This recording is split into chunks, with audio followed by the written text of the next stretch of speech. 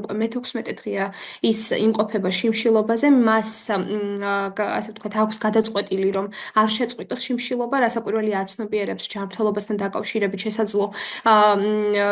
გართულებების რისკებს, თუმცა მისი ძალიან ისეთი მყარი გადაწყვეტილებაა, რომ ის აგრძელებს შიმშილობას, მისი ორგანიზმი იღებს მხოლოდ წყალს და ის არ იღებს არანაირ საკვებს უკვე მე-16 დღეა,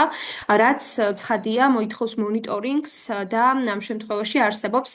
შესაბამისი ბრძანება, საკანონმდებლო აქტი, რომელიც ავალდებულებს ციხის ადმინისტრაციას, რომ აწარმოოს ყოველდღიური მონიტორინგი, გარდა ამისა უნდა შედგეს მთელი რიგი აქტები და ციხის ადმინისტრაცია უნდა მიჰყვეს მთელ რიგ პროცედურებს, რომელიც არის გაწერილი კანონმდებლობით მოშიმშილე ბრალდებულის, ასე ვთქვათ, მიმართ ქცევასთან დაკავშირებით და ჩვენ როგორც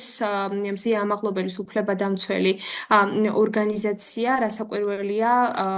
ვითხოვთ ინფორმაციას პერიოდულად იმასთან დაკავშირებით, თუ როგორ ხორციელდება აღნიშნული პროცედურების დაცვა მასთან მიმართებით. გარდა ამისა, იქიდან გამომდინარე, რომ ეს საქმე არის საზოგადოებისთვის საინტერესო და საზოგადოების მაღალი ინტერესი არის ამ საქმესთან დაკავშირებით, ჩვენ ვითხოვთ, რომ იუსტიციის სამინისტრომ პერიოდულად გამოაქვეყნოს ინფორმაცია მზია ამაღლობელის ჯანმრთელობის მდგომარეობასთან დაკავშირებით და რასაკვირველია უზრუნველყოს იმ პროცედურების დაცვა, რომელიც ამ შემთხვევაში მოშიმშილე ბრალდებულის მიმართ დადგენილია კანონმდებლობით.